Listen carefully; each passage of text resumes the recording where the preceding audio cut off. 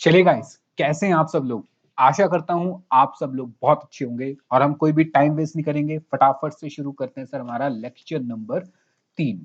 मैं आपको बहुत ही छोटे छोटे लेक्चर्स में ये करा रहा हूँ, एक एक दो दो एक एक घंटे के, ज्यादा मैं टाइम नहीं लूंगा ताकि आप आराम से देख सको।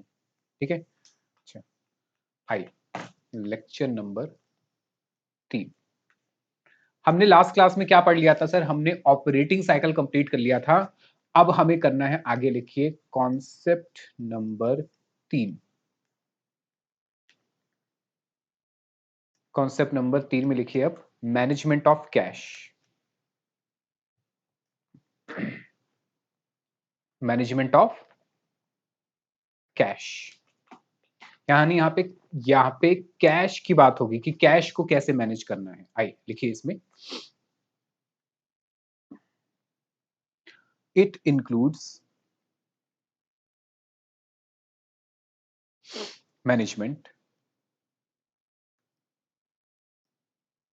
Of cash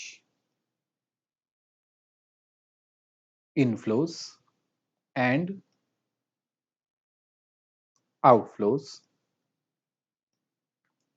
next, cash flow with in company. Cash flow with in company, जैसे कि मतलब वन ब्रांच टू अदर। ठीक है, आगे लिखिए, one of the most one of the most important one of the most important objective of cash management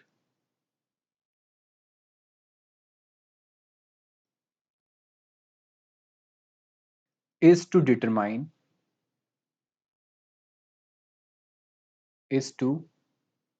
determine optimal level of cash balance, optimal level of cash balance। ठीक है, लिखिए cash risk return trade off. क्या sir, trade off. Trade off का मतलब होता है आपसी झगड़ा, एक दूसरे को खींचना। ठीक है, इसमें क्या होता है, मेरी बात समझिए जरा। देखिए, पहले मैं आपको समझा देता हूं, फिर लिखवाता हूं इसके बारे में। मान लीजिए एक कंपनी है कोई बहुत बड़ी, लेट सपोज एप्पल कंपनी है। एप्पल कंपनी के पास बहुत सारे कैश रिजर्व्स पड़े हुए हैं, क्योंकि इतना पैसा है, सब जगह इन्वेस्ट इन्वेस्ट कर दिया, सब जगह लगा दिया, रिसर्च डेवलपमेंट सब लगा दिया, फिर भी पैसा बच रहा है, तो कैश रिजर्व बहुत पड़ा हुआ है। अब समझिए एक कंपनी है, उसके पास लेट सपोज मान लेते हैं 100 करोड़ का कैश पड़ा हुआ है, 100 करोड़ का कैश रिजर्व पड़ा हुआ है। कैश का मतलब होता है कैश एंड बैंक दोनों की बात होती है। ठीक है, आप हार्डकोर कैश की बात नहीं कर रहे, कैश और बैंक की बात कर रहे हैं। तो अगर किसी कंपनी के पास 100 करोड़ का कैश पड़ा हुआ है, तो क्या उसको वर्किंग कैपिटल में कोई ज्यादा दिक्कत आएगी अगर उसका बिजनेस का साइज इसके बीच में आ जाता है, मतलब उसकी वर्किंग कैपिटल इसके बीच में आ जाती है। सर अगर 100 करोड़ रुपए पड़े हैं और वर्किंग कैपिटल इसके बीच में ही रहती है, तो इसको कभी भी वर्किंग कैपिटल के लिए कैश की कमी नहीं पड़ेगी। समझे मेरे साथ कि भाई हमारे पास कंपनी के अंदर 100 करोड़ तो नॉर्मली बैंक में पड़ा रहता है, हम कभी भी चाहे तो उसको बैंक से निकाल सकते हैं या पेमेंट कर सकते हैं। तो हमारे पास अगर 100 करोड़ पड़ा रहता है, तो कभी भी वर्किंग कैपिटल की रिक्वायरमेंट जो है उसमें कमी नहीं आएगी। कभी ऐसे नहीं होगा कि बिजली का बिल पे करना है और पैसा नहीं है, या हम सोच रहे हैं तनख्वाह देंगे, जब हमारा डेटर से पैसा आएगा तो हम तनख्वाह पे करेंगे। ऐसा कभी भी नहीं होगा, क्योंकि अच्छा खासा वर्किंग कैपिटल के लिए कैश पड़ा हुआ है। लेकिन लेकिन सर दिक्कत ये है, मैं अगर बहुत ज्यादा कैश अपने पास रखता हूं, समझिए मैं बहुत ज्यादा कैश अपने पास रखता हूं, तो फिर मेरी एक अपॉर्चुनिटी कॉस्ट होती है। अपॉर्चुनिटी कॉस्ट होती है किसकी सर, शॉर्ट टर्म सिक्योरिटीज की। किसमें, शॉर्ट टर्म सिक्योरिटीज इसी को आप मार्केटेबल सिक्योरिटीज भी कहते हो। या इसको समझो कि मेरे पास अगर कैश पड़ा हुआ है और अगर वो पड़ा हुआ है तो बेकार है। आपने टाइम वैल्यू ऑफ मनी में पढ़ा था कि cash is a non generating asset. Cash की वैल्यू इंक्रीज होगी फ्यूचर के अंदर अगर उसको आपने क्या करा है, इन्वेस्ट करा है। और अगर आपके पास बेकार पड़ा हुआ है तो उसकी फ्यूचर वैल्यू डाउन हो जाएगी। तो हम ये कहेंगे सर देखो कैश तो बहुत सारा पड़ा हुआ है हमारे पास, क्यों ना इसमें से कुछ उठा के, इस कैश में से कुछ उठा के हम क्या करें सर, हम इन्वेस्ट कर दें। कितना इन्वेस्ट कर दें? लेट सपोज हम कहते हैं कि 60 करोड़ इन्वेस्ट कर दें और वर्किंग कैपिटल के लिए 40 करोड़ रख लेते हैं। समझिए मेरी बात कि 100 करोड़ पड़े हुए हैं। मैं कह रहा हूं कि देखिए भाई हमारे पास बहुत सारा कैश पड़ा हुआ है, इतना कैश रखने की क्या जरूरत है। हम 60 करोड़ इन्वेस्ट कर देते हैं और 40 करोड़ रुपए रख लेते हैं वर्किंग कैपिटल के लिए। अब देखो क्या दिक्कत है। अगर मुझे 50 करोड़ की जरूरत पड़ गई, अगर मुझे 50 करोड़ की जरूरत पड़ गई वर्किंग कैपिटल के लिए, तो बड़ी दिक्कत वाली बात है क्योंकि पैसे की एकदम से कमी हो जाएगी। फिर मुझे सिक्योरिटीज को क्या करना पड़ेगा सर? सेल करना पड़ेगा। फटाफट से सिक्योरिटी सेल करूंगा। उसके बीच में कोई टाइम गैप भी हो सकता है, 5 दिन, 10 दिन, 15 दिन का एक टाइम लैग आ जाएगा। दूसरी चीज यानी पहली चीज तो यह है कि भाई अगर आप बहुत ज्यादा पैसा इन्वेस्ट कर दोगे तो हो सकता है, समझिए, बहुत ज्यादा पैसा इन्वेस्ट कर दोगे कैश का तो हो सकता है वर्किंग कैपिटल के लिए कैश कम पड़ जाए। और अगर आप बहुत ज्यादा कैश लेके चलोगे अपने पास, बहुत ज्यादा कैश अपने पास लेके चलोगे तो नॉन जनरेटिंग एसेट है, टाइम वैल्यू के अकॉर्डिंग उसकी वैल्यू क्या हो जाएगी सर? कम होनी शुरू हो जाएगी। बताइए समझ आया? तो दोनों में क्या है सर? एक ट्रेड ऑफ है, दोनों खींच रहे एक दूसरे को, ये भी करना है ये भी करना है, कौन सा बेटर है? तो उसके लिए निकलता है optimum level of cash balance. Come on, क्या निकलता है? Optimum level of cash balance. और ये आपके एग्जाम पॉइंट ऑफ व्यू से बहुत ज्यादा इंपॉर्टेंट है। 5 नंबर का एक क्वेश्चन बनेगा, डायरेक्ट क्वेश्चन बनेगा। ठीक है, आइए मुझे बताओ, क्या आपको बात समझ आ गई कि सर बहुत ज्यादा कैश रखोगे तो फिर उस पर कमा नहीं पाओगे, अपॉर्चुनिटी कॉस्ट जाएगी, टाइम वैल्यू ऑफ मनी के अकॉर्डिंग कैश पड़ा रहेगा, बेकार हो जाएगा, यानी फ्यूचर वैल्यू डाउन हो जाएगी। और अगर बहुत ज्यादा इन्वेस्ट कर दोगे तो हो सकता है काम धंधा बंद हो जाए, वर्किंग कैपिटल के लिए पैसा कम बचे। तो दोनों में क्या है sir? Risk return trade of. आइए मेरे साथ साथ लिखना शुरू करिए। पॉइंट नंबर 1 लिखिए, वेरी हाई कैश बैलेंस। लिखिए इसमें लिक्विडिटी, यानी जब हमारे पास बहुत ज्यादा कैश होता है उसको हम कहते हैं liquidity. Liquidity improves but company loses company loses potential potential profit because of idle cash. हमारे पास कैश आइडल पड़ा रहेगा, बेकार पड़ा रहेगा, जिससे मेरी अपॉर्चुनिटी कॉस्ट में लॉस आएगा। पॉइंट नंबर 2 लिखिए, लो कैश बैलेंस। लिखिए इसमें लिक्विडिटी, इससे क्या होगा सर? हम भले ही अपॉर्चुनिटी कॉस्ट पे कमा रहे होंगे, यानी इन्वेस्ट करके कमा रहे होंगे, लेकिन सर लिक्विडिटी की क्रंच आ सकते हैं हमारे पास। लिक्विडिटी पोजीशन, अच्छा इसकी वजह से मार्केट, पता है आपको, मार्केट में नाम भी बड़ा खराब होता है। लेट सपोज कोई कंपनी है अच्छी खासी, रिलायंस कंपनी है, अब उसको पेमेंट करनी है ईएमआई, या लेट सपोज लोन की पेमेंट करनी है इंटरेस्ट की, और कैश पड़ा हुआ है अच्छा खासा, लेकिन उसने इन्वेस्ट कर दिया। अब इन्वेस्ट कर दिया 20 दिन 25 दिन के लिए, और लोन की पेमेंट अभी आ गई और उसकी पेमेंट फेल्ड हो जाती है, समझो उसकी पेमेंट फेल्ड हो जाती है, तो क्या होगा उसको पोजीशन में? रिलायंस कंपनी का नाम मार्केट में खराब होगा कि देखो इतनी बड़ी कंपनी है, इतने कैश रिजर्व होने के बाद भी लोन की पेमेंट नहीं कर पा रहे, लगता है कोई दिक्कत है। ये बात जब मार्केट में आएगी तो लोगों का भरोसा उठना शुरू हो जाएगा। लोग सोचेंगे कंपनी में कुछ कैश क्रंचेस आ रहे हैं, कंपनी में लॉसेस आ रहे हैं, या कंपनी में दिक्कत हो रही है कि कंपनी अपने इंटरेस्ट की पेमेंट नहीं कर पा रही है। उस केस में लोग उसका शेयर बेचना शुरू कर देंगे और शेयर की वैल्यू क्या हो जाएगी? डाउन होनी शुरू हो जाएगी। तो इसलिए आपके पास बहुत अच्छी लिक्विडिटी होनी चाहिए, बहुत ज्यादा भी नहीं होनी चाहिए, बहुत कम भी नहीं होनी चाहिए, एक ऑप्टिमल लेवल होगा। तो ऑप्टिमल लेवल के लिए हमें पढ़ना है। लिक्विडिटी पोजीशन आगे लिखिए, बिकम्स वीक। अगर आपके पास कम कैश है तो लिक्विडिटी वीक हो जाएगी, बट प्रॉफिटेबिलिटी प्रॉफिट प्रॉफिटेबिलिटी में increase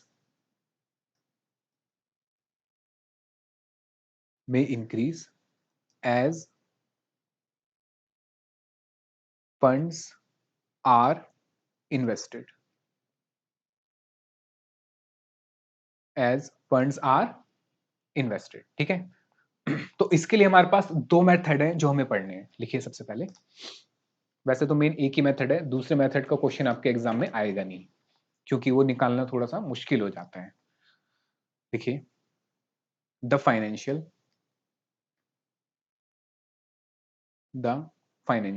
manager main problem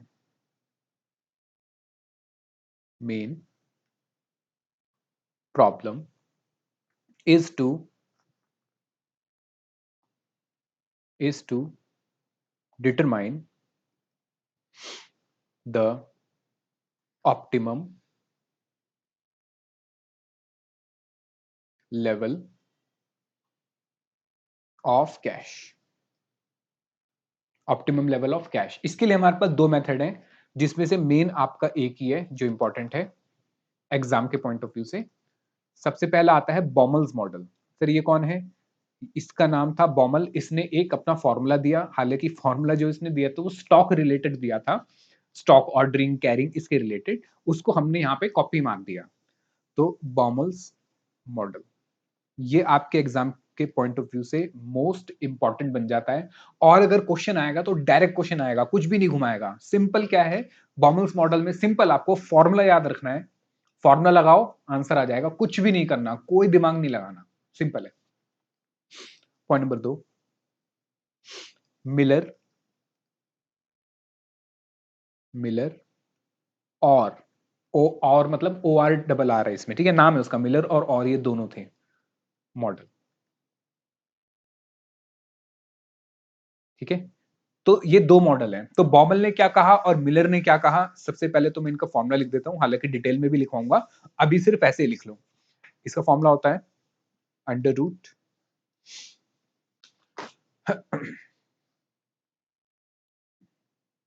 2 multiply A multiply F divided by O. ठीक है, अच्छा इसका फॉर्मूला क्या है? इसका फॉर्मूला है क्यूब रूट, यहाँ पे 3 आएगा, cube root 3b multiply standard deviation का स्क्वायर, जिसको हम वेरियांस कहते हैं, divided by 4 multiply by I. ये क्या होता है अभी समझते हैं, पहले बॉमल्स मॉडल करेंगे। ठीक है, अभी तो मैंने बस आपको सिर्फ फॉर्मूला लिखवा दिया, अभी एक एक करके इसको समझेंगे और हम लिखेंगे। आइए मेरे साथ साथ, ये अगर लिख लिया हो तो मुझे बताइए, फिर हम करते हैं बॉमल्स मॉडल जो आपके लिए इंपॉर्टेंट है। ठीक है, हो गया? आइए लिखिए सबसे पहले बॉमल्स model.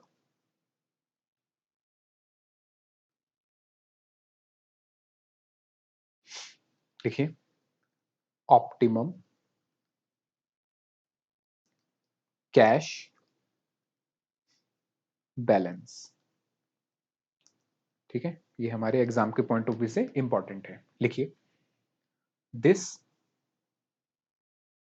Model provides a formal and scientific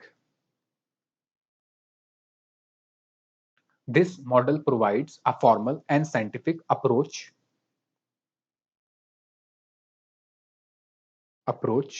for determining for determining optimum cash balance cash balance of a company. ठीक है, आगे लिखिए। इसमें क्या होता है, इसमें दो टाइप की कॉस्ट होती है, लिखिए इसमें two types of costs are involved.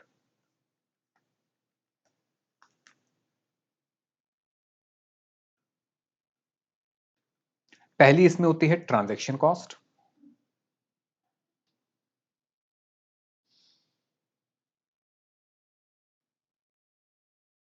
और दूसरी होती है इसमें अपॉर्चुनिटी कॉस्ट। अपॉर्चुनिटी या कैरिंग कॉस्ट। अपॉर्चुनिटी या कैरिंग कॉस्ट क्या होता है इसमें, आइए लिखना शुरू करिए। सबसे पहले ट्रांजैक्शन कॉस्ट की बात करते हैं, लिखिए fixed cost incurred every time, fixed cost incurred every time securities are converted into cash। Example, brokerage, bank charges, etc. Bank charges etcetera. Next लिखिए अपॉर्चुनिटी या कैरिंग कॉस्ट। लिखिए loss of interest, loss of interest slash return that could have that could have been earned if money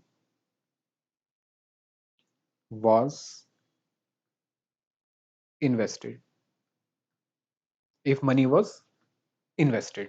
ठीक है, तो ये दो cost है जिनके बीच में होगा ट्रेड ऑफ। क्या होगा सर, ट्रेड ऑफ।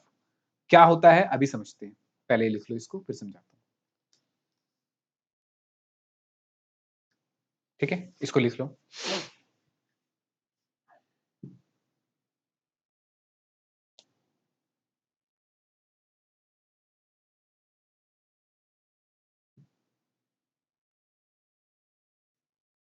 आइए जरा मेरे साथ साथ समझने की कोशिश करिए कि क्या है ये। देखिए बहुत सिंपल है, वैसे तो आप फॉर्मूला करोगे, फॉर्मूले से काम हो जाएगा, फिर भी हमें समझना तो पड़ेगा ना कि हम क्या कर रहे हैं।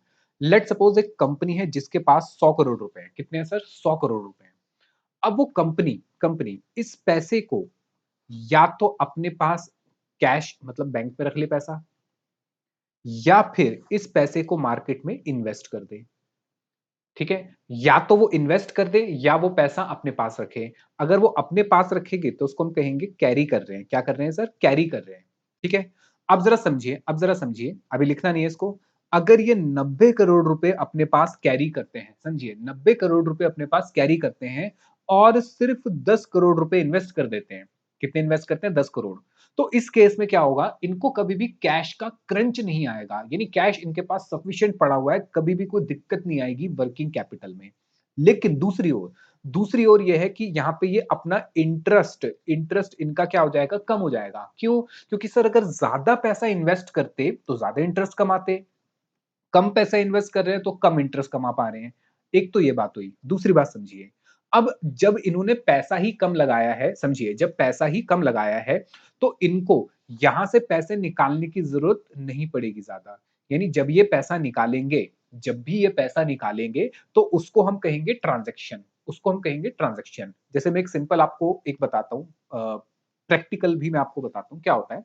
जैसे कि मान लीजिए ये एक पर्सन है, इसके पास सैलरी आती है 50,000 रुपए की। ठीक है, अब ये सोच रहा है कि मैं, मेरी जो सैलरी है 50,000 रुपए की है और अभी मुझे सैलरी मिल गई, मान लेते हैं 1 जनवरी को, और 20 जनवरी को मेरी ईएमआई जानी है। कितनी जानी है ईएमआई? 20 जनवरी को ईएमआई जानी है। समझिए मेरी बात।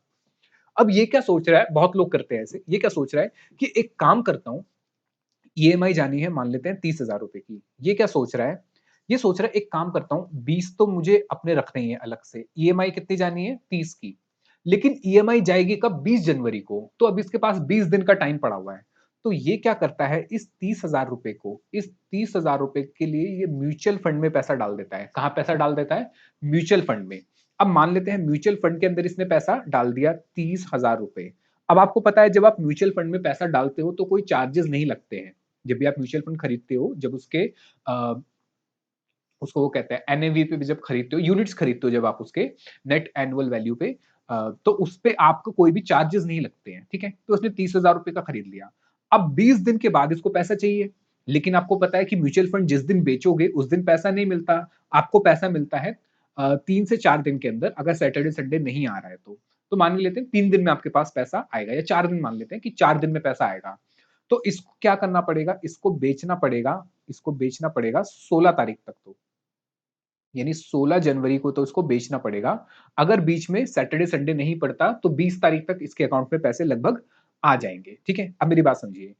इसकी म्यूचुअल फंड की वैल्यू हो गई थी 31,000, 30,000 थे ना, 30,000 पे हो गए 30,800 हो गए थे। यानी इसने 20 दिन में कितना पैसा, या 16 दिन में कितना पैसा कमा लिया? 800 रुपए कमा लिया। अब जरा समझो, जब ये इसको बेचेगा तो खरीदने पे चार्जेस तो नहीं लगते हैं, लेकिन जब आप म्यूचुअल फंड को बेचते हो तो चार्जेस लगते हैं, ब्रोकरेज लगती है। ब्रोकरेज तो वैसे ज्यादा नहीं है, सिक्योरिटी ट्रांजैक्शन टैक्स लगता है, और भी छोटे मोटे चीजें जो चार्जेस है वो लगते हैं। अब इसने बेचा और मान लेते हैं चार्जेस वार्जेस लगा के ये बिक गया 29,980 का। कितने बिक गया? 29,980 का। मतलब इतने पैसे तो उसके बिक गए म्यूचुअल फंड। बाकी इसमें से चार्जेस कट गए, बाकी इसमें से क्या कट गए? 820 रुपए के चार्जेस कट गए। तो अल्टीमेटली जेब में कितना पैसा आया? 29,980। दिखने में तो यहां लग रहा था कि प्रॉफिट कितना हो गया सर, दिखने में तो लग रहा था प्रॉफिट हो गया 800 रुपए का, पर एक्चुअली जेब में कितने आए?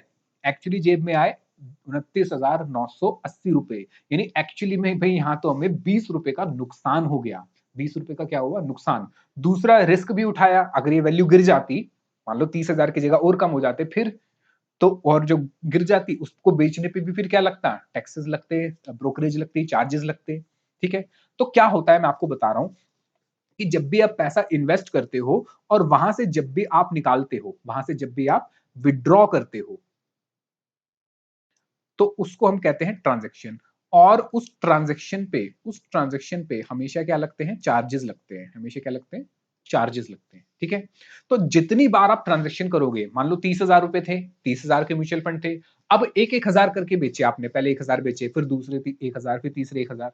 अगर ऐसे करके बेच रहे हो तो ट्रांजैक्शन साइज बड़ा हो गया, और ट्रांजैक्शन साइज बड़ा हो गया तो हर ट्रांजैक्शन पे क्या लगेंगे? चार्जेस लगेंगे। एक साथ बेच दोगे तो एक ही ट्रांजैक्शन होगी।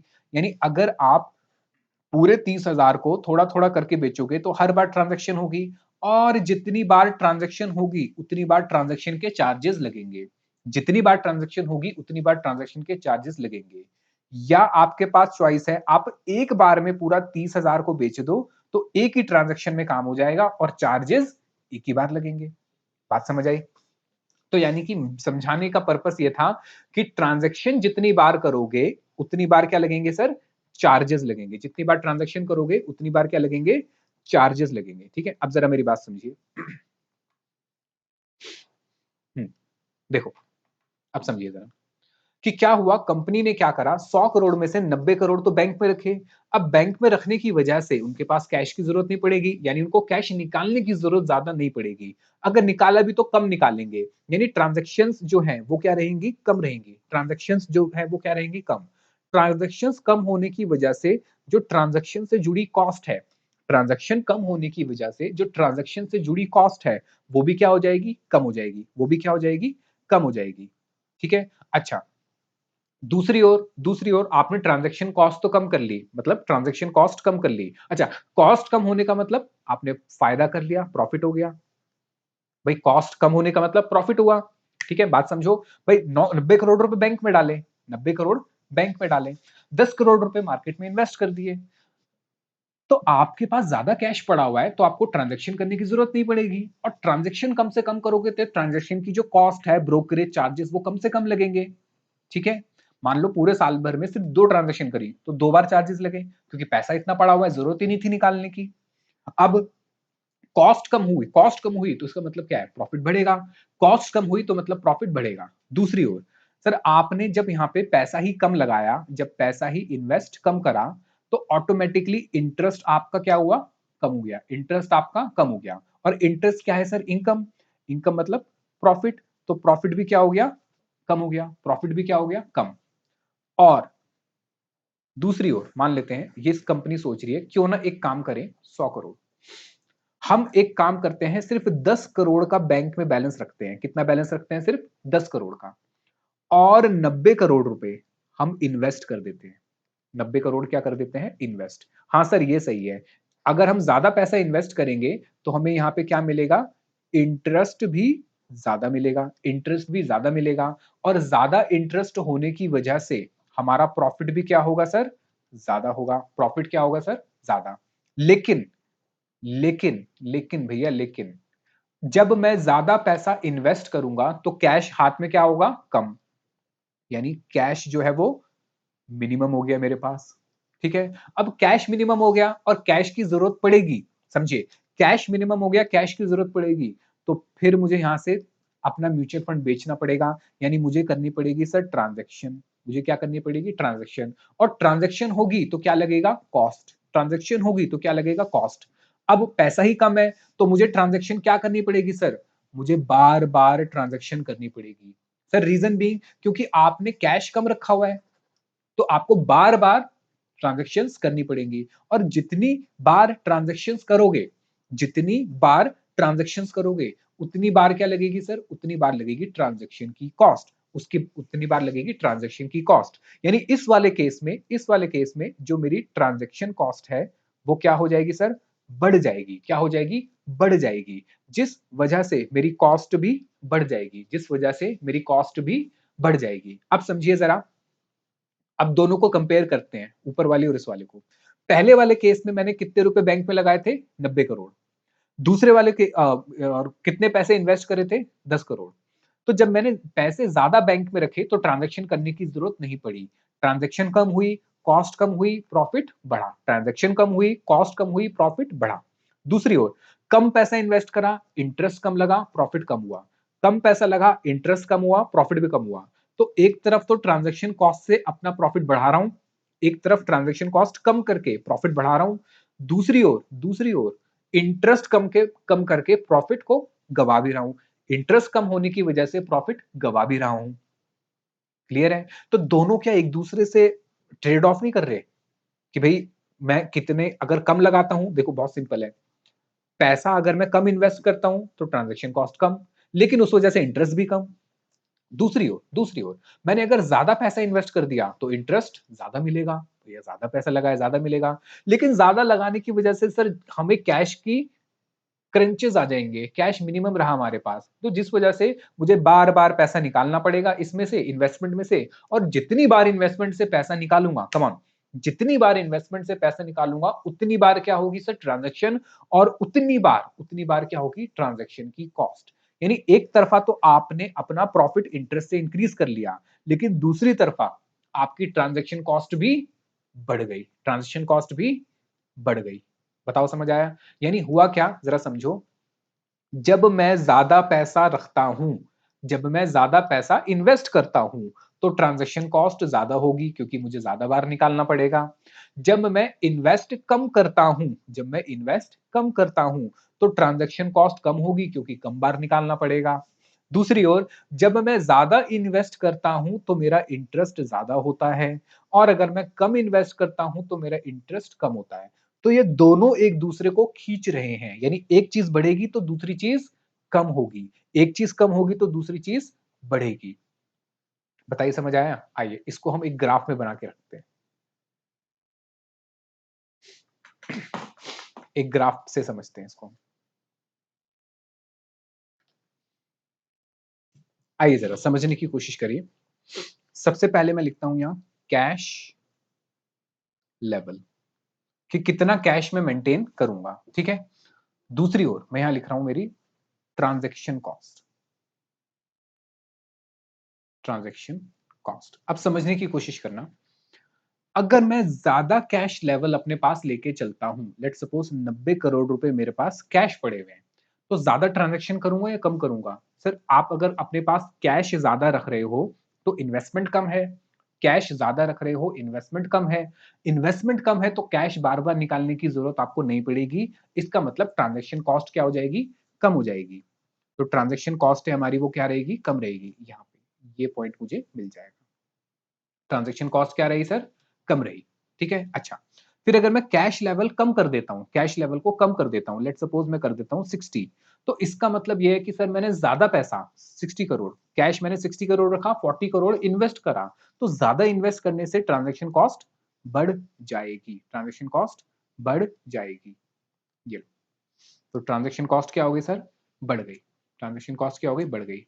एक ये पॉइंट मिला, एक ये पॉइंट। फिर मैं कैश लेवल अपने पास रखता हूं 30 करोड़ का, तो फिर क्या होगा सर? आपने अगर अपने पास 30 करोड़ रखे, इन्वेस्टमेंट कर दिए 70, तो इसका मतलब अब आपको बार बार पैसा निकालना पड़ेगा, तो ट्रांजैक्शन कॉस्ट क्या हो जाएगी सर? बढ़ जाएगी। ट्रांजैक्शन कॉस्ट बढ़ जाएगी।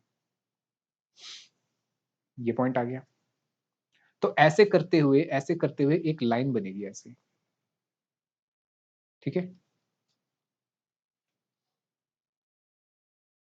ये लाइन क्या बता रही है सर? ये बता रही है मेरी ट्रांजैक्शन कॉस्ट। क्या बता रही है? Transaction cost. यानी कि ट्रांजैक्शन कॉस्ट अगर आप देखो कि जैसे जैसे मेरा कैश का लेवल बढ़ता जा रहा है, मैं अपने पास ज्यादा कैश रख रहा हूं, ट्रांजैक्शन कॉस्ट क्या हो रही है? कम होती जा रही है। ट्रांजैक्शन कॉस्ट कम होती जा रही है, ठीक है, अच्छा। एंड इसके साथ साथ मैं रखता हूं अपॉर्चुनिटी कॉस्ट। अपॉर्चुनिटी कॉस्ट मतलब जो इंटरेस्ट में नहीं कमा पाऊंगा, जो इंटरेस्ट में नहीं कमा पाऊंगा वो मेरा अपॉर्चुनिटी कॉस्ट। अब समझो जरा, अगर मैं कोई भी अपने पास कैश का बैलेंस नहीं रखता, जीरो कैश बैलेंस रखता हूं, तो सारे इन्वेस्ट कर दूंगा, सारे इन्वेस्ट कर दूंगा। उस केस में मुझे अपॉर्चुनिटी कॉस्ट यानी जो इंटरेस्ट कमा पाता, जो इंटरेस्ट कमा पाता, क्या वो ऐसा होगा कि नहीं कमा पा रहा? नहीं सर। अगर आप पूरे 100 करोड़ इन्वेस्ट कर दोगे, समझिए, पूरे 100 करोड़ इन्वेस्ट कर दोगे तो सारा कमा पाओगे। तो यानी कि जीरो पे क्या होगा? आपका कोई भी नुकसान नहीं होगा, इंटरेस्ट का कोई भी नुकसान नहीं होगा। अच्छा, अगर मैं कैश लेवल बढ़ा लेता हूं, मैं कैश अपने पास रखता हूं 30, कैश अपने पास रखता हूं 30, इन्वेस्ट करता हूं 70, इन्वेस्ट करता हूं 70, तो उस केस में क्या होगा सर? उस केस में आपका इंटरेस्ट का लॉस होगा। कितने पे लॉस होगा सर? 30 करोड़ जो अपने पास रखे हुए हैं, उस केस में इंटरेस्ट का क्या होगा? आपके पास लॉस होगा। इंटरेस्ट का क्या होगा सर? लॉस होगा। ठीक है, मान लेते हैं ये पॉइंट है, इंटरेस्ट का आपका यहाँ पे लॉस आ रहा है। ये पॉइंट क्लियर है? ये पॉइंट आ गया। फिर उसके बाद सर, उसके बाद आपने कैश और बढ़ा लिया, तो फिर ज्यादा इंटरेस्ट का लॉस है, क्योंकि जितना कैश रखोगे उतना इंटरेस्ट का लॉस हो जाएगा, तो ये आपका इंटरेस्ट का लॉस और बढ़ जाएगा।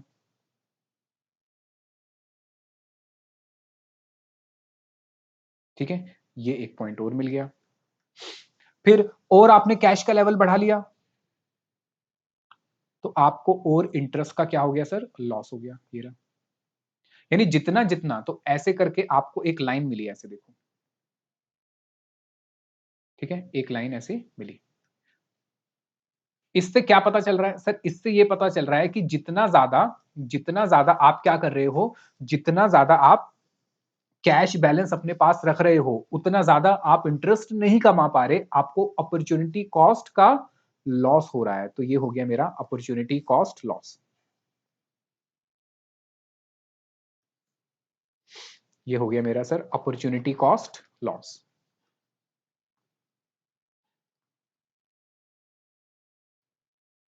बताओ, क्लियर है? अब ऑप्टिमम लेवल कौन सा होगा? As per Baumol optimal level वो होगा जहां ये दोनों एक दूसरे के बराबर हो जाएंगे, यानी एक दूसरे से टकरा जाएंगे। तो हमारे केस में ऑप्टिमल लेवल कितना होगा सर? 60 करोड़। ये होगा मेरा ऑप्टिमल लेवल, ऑप्टिमल लेवल। ठीक है, बताओ, क्लियर है? ज्यादा कुछ नहीं है, देखो, दोनों के बीच में ट्रेड ऑफ है। आप अगर ज्यादा रखोगे अपने पास कैश, कैश ज्यादा रखोगे, तो इंटरेस्ट कम कमा पाओगे, मतलब इंटरेस्ट का नुकसान ज्यादा। और अगर कैश अपने पास आप कम रखोगे, कैश अपने पास कम रखोगे, तो उस केस में ट्रांजैक्शन कॉस्ट ज्यादा। तो दोनों एक दूसरे के अपोजिट चल रहे हैं, ठीक है। तो इसके लिए फॉर्मूला है, ये लिख लिया आपने, ये बना लो फटाफट से। और इसके लिए एक फॉर्मूला है, मैं यही लिख देता हूं फॉर्मूला, जो हमने अभी भी लिखा था, क्या था? ये ऑप्टिमल लेवल निकालने के लिए, ये ऑप्टिमल लेवल निकालने के लिए फॉर्मूला है, लिखिए ऑप्टिमल कैश लेवल। ये फॉर्मूला कौन सा है सर? बॉमल का फॉर्मूला है, बॉमल मॉडल है। क्या फॉर्मूला है? Under root 2 multiply A multiply by F multiply by, sorry, divided by O. ठीक है, इसको लिख लो फटाफट से, फिर हम आगे चलें।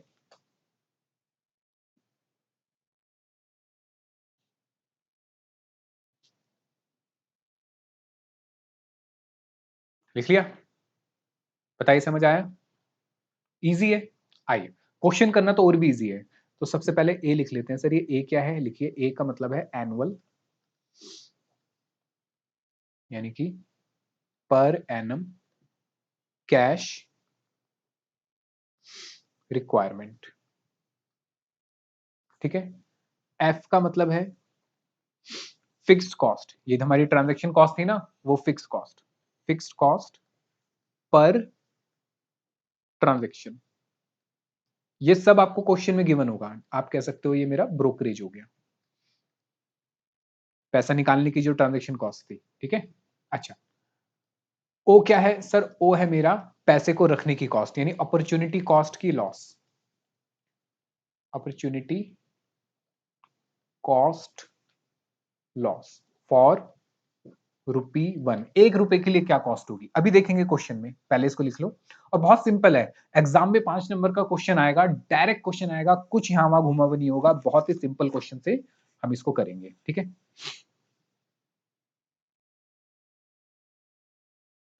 लिख लिया? चलिए question number 6,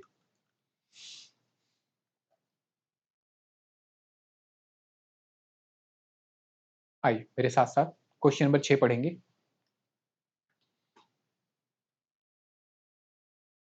hmm,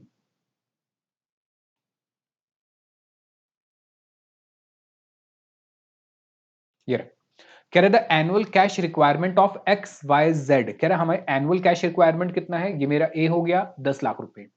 the company has marketable security in lot size, यानी कंपनी इन्वेस्ट कर रही है और अलग अलग लॉट साइज में इन्वेस्ट कर रही है।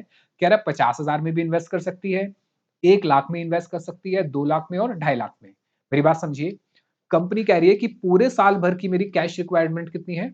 10 लाख।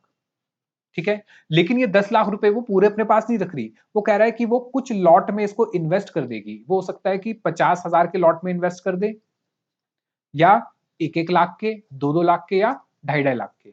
समझ आया?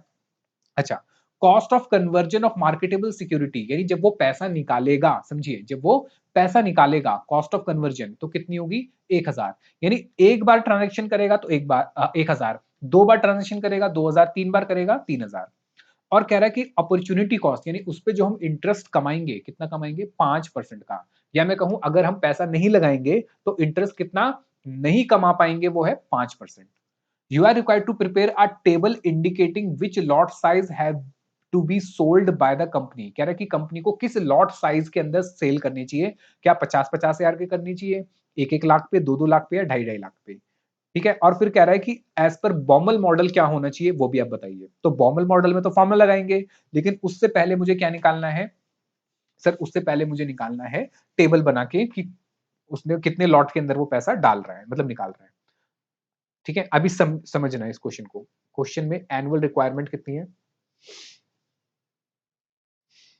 10 लाख। और इसने लॉट साइज दे रखे हैं, मुझे बताइए लॉट साइजेस कितने हैं?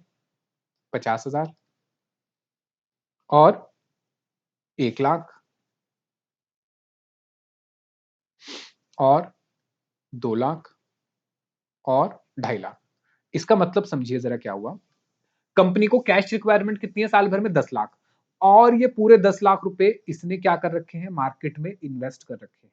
मार्केट में क्या कर रखे हैं, इन्वेस्ट। अब समझिए जरा, जब ये पैसा निकालेगा वो कह रहा है कि ये 50-50 हजार करके भी निकाल सकता है एक लॉट, फिर 1-1 लाख करके निकाल सकता है, 2-2 लाख करके और 2.5-2.5 लाख करके। तो आप ये समझिए ये लॉट साइज है,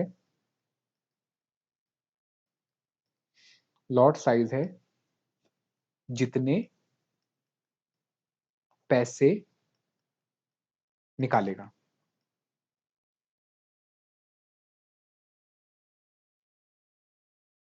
जितने पैसे वो निकालेगा, वो क्या है, ये उसका लॉट साइज है, ठीक है। अच्छा, क्वेश्चन में अपॉर्चुनिटी कॉस्ट कितनी है?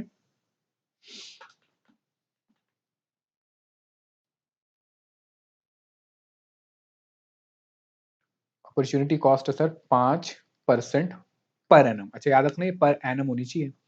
फिर कन्वर्जन कॉस्ट या फिक्स कॉस्ट कितनी है मेरी, या ट्रांजेक्शन कॉस्ट? सर वो दे रखी है 1,000 रुपए पर ट्रांजेक्शन। एक ट्रांजेक्शन करोगे तो कितने, 1,000 रुपए, ठीक है। अच्छा अब मेरे लिए सबसे अच्छा लॉट साइज कौन सा होगा?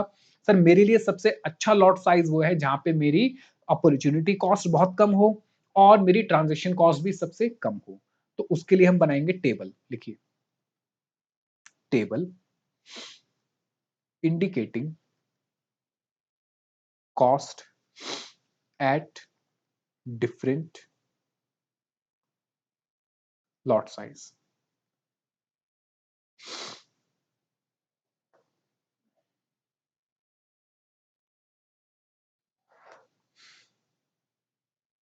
ठीक है, तो वो आपसे पूछ रहा है कि मैं कितने लॉट में निकालूं, तो हम उसको बताएंगे भाई जहां कॉस्ट सबसे कम है उतने लॉट में निकालो। तो कहां कहां पे कॉस्ट कम है वो सर चेक करनी पड़ेगी, हर लॉट में, हर लॉट में क्या करनी पड़ेगी, चेक करनी पड़ेगी।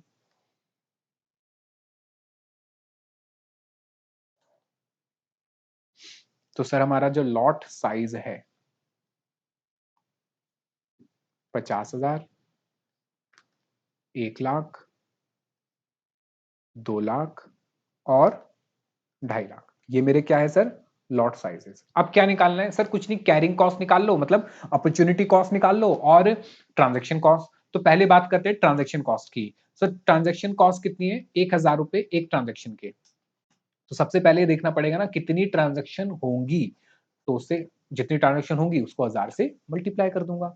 तो कितनी ट्रांजेक्शन होंगी सर, ट्रांजेक्शन होंगी नंबर ऑफ लॉट साइजेस के अकॉर्डिंग, या नंबर ऑफ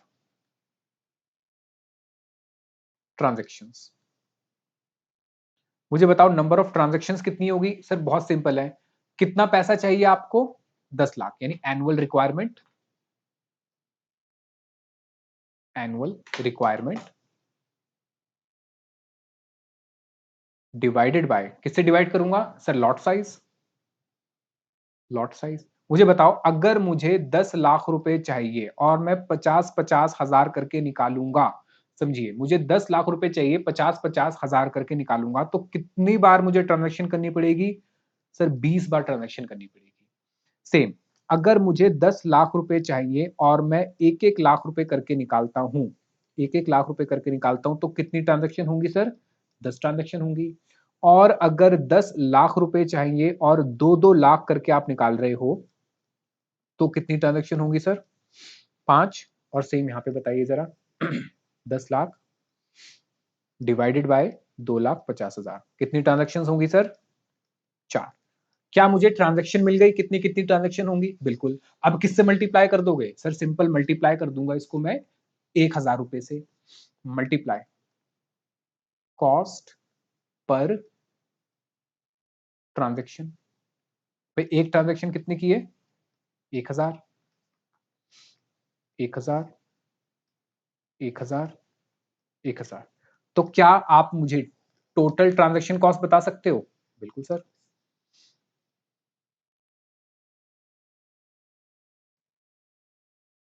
20,000, 10,000, 5,000,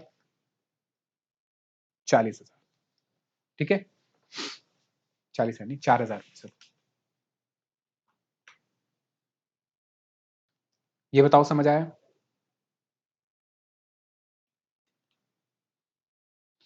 अच्छा, अब क्या निकालना है सर? अपॉर्चुनिटी कॉस्ट निकालनी है।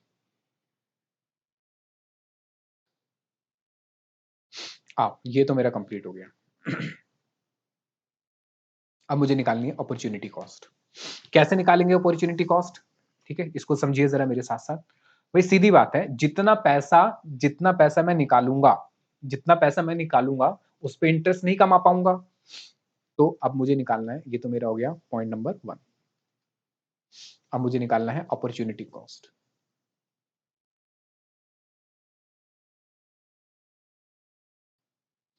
सर मैं कितना पैसा निकालूंगा? देखो, ये होगा lot size divided by 2 multiply opportunity cost percentage. Opportunity cost percentage. देखो जरा, मैं कितने लॉट में पैसा निकाल रहा हूं? सर मैं 50,000 के लॉट में निकाल रहा हूं। तो सीधी बात है, जब आप इतना पैसा निकाल लोगे, जब आप इतना पैसा निकाल लोगे तो इस पे इंटरेस्ट नहीं कमा पाओगे। यानी अगर इसको मैं दूसरे तरीके से कहूं, अगर ये 50,000 मेरा मार्केट में लगा होता तो मैं इस 50,000 पे क्या करता? प्रॉफिट कमाता, मतलब इंटरेस्ट कमाता। अब ये 50,000 मैंने विड्रॉ कर लिए, जिस वजह से मैं इस पे अब इंटरेस्ट नहीं कमा पाऊंगा। कितना नहीं कमा पाऊंगा सर? 5% नहीं कमा पाऊंगा। ठीक है, अच्छा दूसरी बात, इसको डिवाइड करना पड़ेगा 2 से। किससे डिवाइड करेंगे हम? 2 से। सर 2 से क्यों डिवाइड करेंगे? क्योंकि हमारी अजम्पशन होती है, समझो ये इंपॉर्टेंट अजम्पशन है, लिखवा भी दूंगा मैं अभी आपको। हमारी हमेशा अजम्पशन होती है, हमेशा अजम्पशन होती है कि जितना मैं निकालूंगा, जितना भी मैं विड्रॉ करूंगा, उसके आधे पे ही मुझे नुकसान होगा। सर ऐसा क्यों? अभी ये छोड़ दो ऐसा क्यों है, अभी ये सिर्फ अजम्पशन मान के चलो, ठीक है, क्योंकि मैं डिटेल में नहीं जाना चाहता इसमें। पर डिटेल में अगर थोड़ा सा बताऊं तो वो इसलिए होता है क्योंकि एवरेज बनता है, जब पाइपलाइन में ऐसे चलता है इतना इतना इतना, तो एवरेज जो है वो उसका आधा बचता है। तो अभी सिर्फ ये मान के चलो कि जितना आप निकालोगे, जितना भी आप विड्रॉ करोगे, उसके आधे पे इंटरेस्ट नहीं कमा पाओगे। तो मैंने विड्रॉ करा कितना? 50,000, उसका आधा हो गया 25,000। 25,000 का 5% होता है कितना? 1250। सेम यहां पे कितना विड्रॉ करा? 1 लाख। इस 1 लाख पे मैं कितना नहीं कमा पाऊंगा? 5%, लेकिन सिर्फ इसके आधे पे नहीं कमा पाऊंगा। तो इसका आधा कितना हो गया सर? 50,000। 50,000 का 5% होता है सर 2500 रुपए। ठीक है, अच्छा फिर मैं कितने निकालूंगा? 2 लाख अगर निकालता हूं तो इस 2 लाख पे 5% नहीं कमा पाऊंगा, लेकिन पूरे 2 लाख में नहीं, उसके आधे पे, यानी कितना हो जाएगा? 5,000 रुपए। फिर अगर मैं 2.5 लाख रुपए निकालता हूं तो उसके आधे पे नहीं कमा पाऊंगा, यानी कि 5%, ये हो जाएगा कितना? 2.5 लाख का आधा मल्टीप्लाई 5%, ये हो गया सर 6250। ठीक है, तो मेरे अलग अलग लेवल पे अलग अलग क्या आ गई सर? दोनों कॉस्ट आ गई। अब दोनों को जोड़ लो और देख लो सबसे कम कॉस्ट कहां होती है। आओ दोनों को ऐड कर लेते हैं।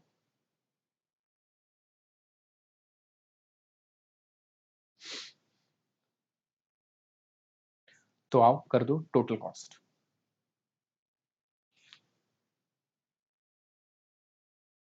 कैसे? सर ए प्लस बी, इसको कर दो ए, इसको कर दो बी। तो ए प्लस बी कितना कितना हो गया बताओ? सर ये हो गया 20,000, यानी 21,250। ये हो गया 10,000, सॉरी 12,500। ये हो गया 10,000 और ये हो गया 10,250। मुझे बताओ सबसे कम कॉस्ट कहां आ रही है? यहाँ पे। तो ये मेरा हो गया लीस्ट कॉस्ट। बताओ क्लियर है? तो कितने लॉट में मंगाना चाहिए सर? 2-2 लाख के लॉट में मंगाना चाहिए। कितने लॉट में? 2-2 लाख के लॉट में मंगाना चाहिए, जहां पे मेरी कॉस्ट सबसे कम होगी। ठीक है, इसको लिख लो। फिर उसके बाद अभी क्वेश्चन खत्म नहीं हुआ, अभी बॉमल मॉडल भी लगाना है मुझे इस पे, क्योंकि इसने कहा था ना बॉमल मॉडल पे भी निकाल के बताओ कितना आ रहा है।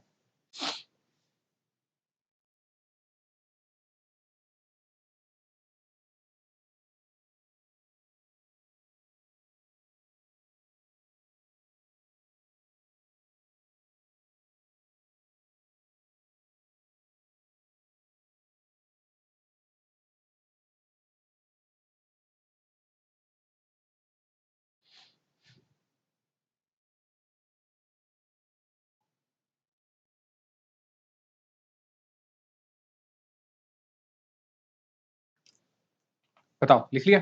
आई। अब मुझे बॉमल मॉडल भी लगाना है इस पे।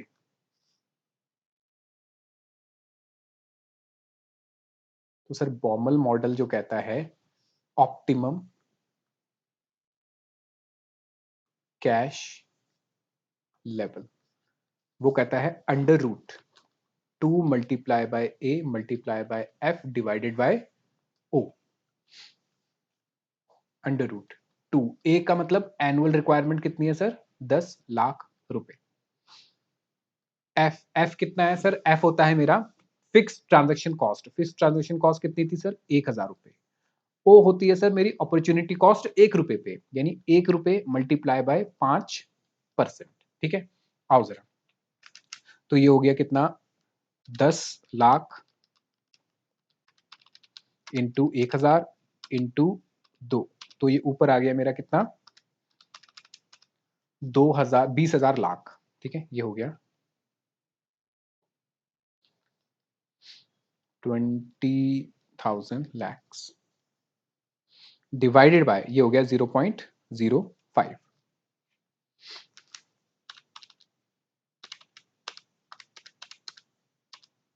और अंडर रूट।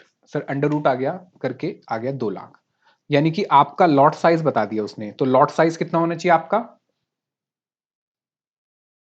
या मैं कहूं आपका लेवल कितना होना चाहिए? 2 लाख। और यही मेरा यहां पे भी आंसर आ रहा था, चेक करो। ठीक है, तो जो मेरा ऑप्टिमम साइज है, जो मेरा लॉट साइज वहां आ रहा था, वही बॉमल मॉडल के अकॉर्डिंग भी आ रहा है। मुझे बताओ, कोई दिक्कत, कोई डाउट? ठीक है, चलिए आगे लिखिए। ये तो हमारा कंप्लीट हो गया बॉमल मॉडल। अब करना है मिलर और। अब मिलर और की आपको थ्योरी याद रखनी है और ग्राफ याद रखना है, बाकी इजी है। मतलब क्वेश्चन नहीं आएगा इसका आपका, क्योंकि ये क्वेश्चन कैलकुलेटर पे सॉल्व नहीं होगा। द मिलर और मॉडल, ये भी बहुत इजी है, बल्कि ये ज्यादा प्रैक्टिकल है। ये 1996 में आया था, आई थिंक 1990, 1966। लिखिए, द मिलर और helps a company decide how much cash it should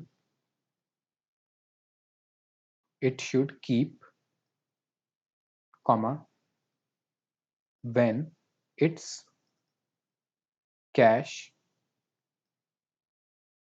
comes in and goes out randomly। लिखिए इसमें, this model uses 3 cash limits। Point number 1, upper limit, यानी कि मैक्सिमम लिमिट, मैक्सिमम लिमिट या cash level, इसको हम लिखते हैं, या इसको कहते हैं एच। एच मतलब highest level. Point number 2, lower limit, lower limit, यानी कि मिनिमम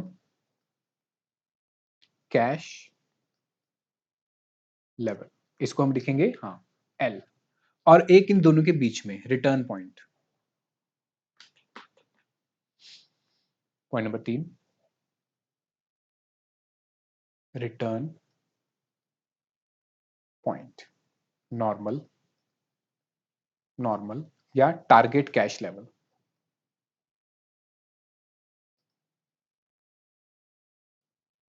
टारगेट कैश लेवल, इसको हम लिखते हैं जी। ठीक है, बस इसका आपको ग्राफ याद करना है और कुछ नहीं है, बहुत सिंपल है। लिख लिया? लिखो फटाफट से, फिर बताता हूं।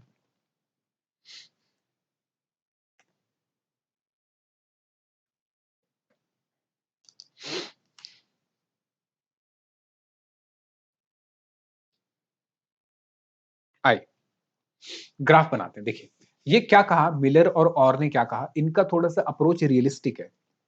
इन्होंने ये कहा कि देखो ऐसा नहीं है कि आप कोई ऑप्टिमम लेवल बना दोगे कि 50 की लॉट में निकाल रहे हो, ऐसा नहीं होता। वो कह रहे हैं जब जरूरत पड़ती है ना आपको तब निकालते हो, और जरूरत जो पड़ती है ना वो रैंडम होता है, वो आपको पता नहीं होता इतना लॉट है उतना लॉट है। तो उन्होंने कहा कि बॉमल का जो मॉडल है वो रियलिस्टिक नहीं है। उन्होंने कहा कि कैश की रिक्वायरमेंट तो जब जरूरत पड़ेगी तब निकालेंगे। तो उन्होंने क्या करा, उन्होंने एक दो लिमिट फिक्स करी, एक तो हाई लिमिट फिक्स करी और एक लो लिमिट फिक्स करी। इसको कहा एच और इसको कहा एल, और एक बीच की लिमिट फिक्स करी कि आपका जो पैसा है, समझिए उन्होंने कहा आपका जो पैसा है वो इन दोनों लिमिट के बीच में होना चाहिए, इन दोनों लिमिट के बीच में होना चाहिए, जिसको उन्होंने कहा जी। ठीक है, यानी ये कहा कि जो कैश का लेवल है, समझो ये है मेरा कैश का लेवल, या कैश का लेवल नहीं सॉरी, ये है मेरा टाइम, ये है मेरा टाइम, टाइम के अकॉर्डिंग, और ये है मेरा कैश का लेवल, समझिए।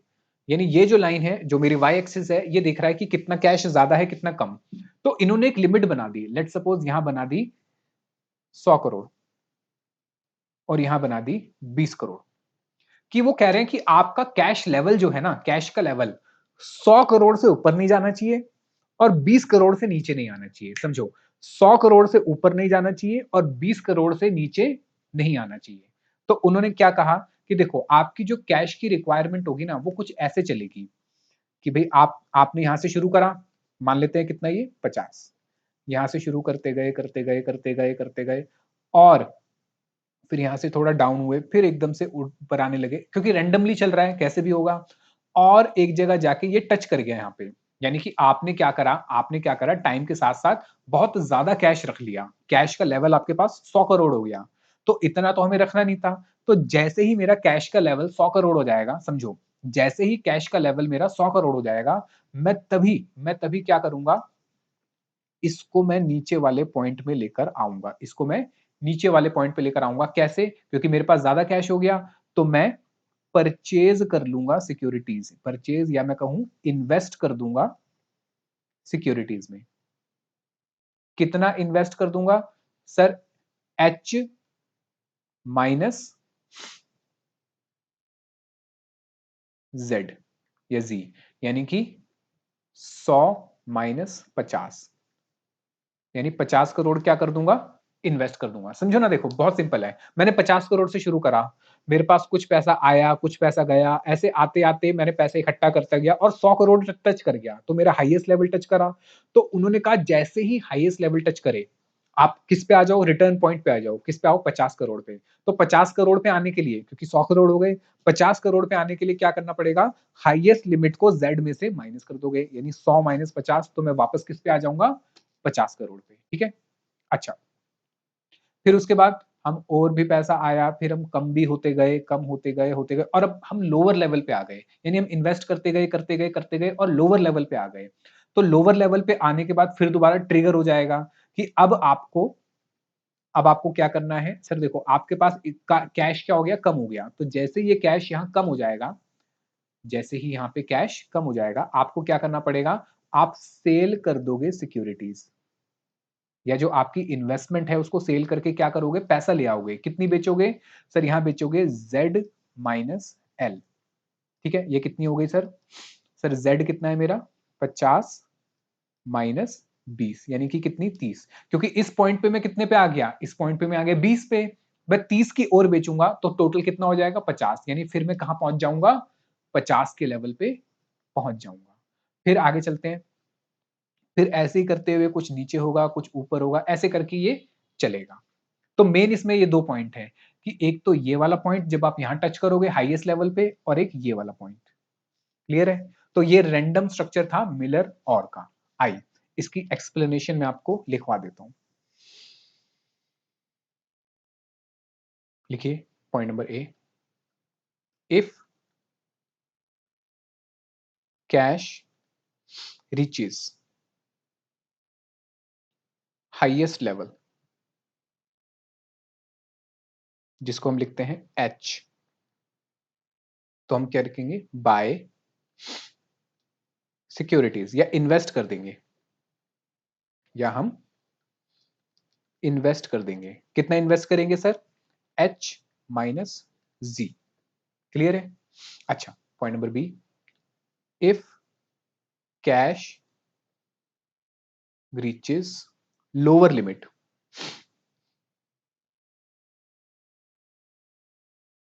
लोअर लिमिट क्या थी मेरी, L। तो अब मेरे पास कैश कम हो गया, तो भाई अब क्या करो, सिक्योरिटीज को बेच दो, सेल इन्वेस्टमेंट या सिक्योरिटीज, इन्वेस्टमेंट या सिक्योरिटीज को क्या करो, बेच दो। कितना बेचोगे sir, L minus sorry Z minus L, Z minus L। तो इस वजह से आपका कैश का बैलेंस हमेशा अपर और लोअर लिमिट के क्या रहेगा, बीच में चलता रहेगा। ठीक है, अच्छा इसका फॉर्मूला है, लिख लो, वैसे तो जरूरत नहीं है, एग्जाम में नहीं आएगा, फिर भी लिख लो, द ऑप्टिमल वैल्यू यानी कैश लेवल, ये फॉर्मूला है अंडर रूट, ये अंडर रूट नहीं क्यूब रूट है, 3 multiply by B multiply by standard deviation का square divided by 4 multiply by I. ठीक है, यहां पे बी क्या है, बी है सर मेरा फिक्स्ड कॉस्ट, बी है मेरा fixed cost with security transaction, जो भी हमने करी थी ट्रांजैक्शन कॉस्ट वही है। ठीक है, अच्छा स्टैंडर्ड डिवीजन तो आपको पता ही है, ये मेरा स्टैंडर्ड डिवीजन का स्क्वायर है। आई क्या है, आई है सर मेरा इंटरेस्ट रेट, इंटरेस्ट रेट। ठीक है, चलो, तो ये दो मॉडल थे हमारे जो खत्म हो गए, मतलब इजी है, बहुत इजी था, इसमें ज्यादा कुछ नहीं था। एक काम करना, आज की क्लास तो हम यही रखते हैं, ये वाला लेक्चर। अब आपको ये क्वेश्चन रिपीट करना है घर पे ध्यान से, क्योंकि ये क्वेश्चन आने के बहुत चांसेस हैं। किसका, मिलर और का तो नहीं आएगा, मिलर और का आ गया तो थ्योरी में आ सकता है, लेकिन बॉमल मॉडल का आने का चांसेस बहुत है कि वो आ सकता है, और बहुत इजी डायरेक्ट क्वेश्चन आएगा, ज्यादा कुछ नहीं होगा इसमें। तो ये दोनों क्वेश्चन आपको घर पे रिपीट करने हैं, पढ़ना है अच्छे से, और फिर हम आगे करेंगे कैश बजट, और आगे भी वर्किंग कैपिटल से रिलेटेड जितने पॉइंट्स है वो कवर करेंगे। ठीक है, चलिए, तो आज की क्लास में इतना रखते हैं, मिलता हूँ आपसे अगली क्लास में, तब तक के लिए पढ़ते रहिए, खुश रहिए, लाइफ को ऐसे ही इंजॉय करते रहिए। ठीक है, चलो, ओके, बाय।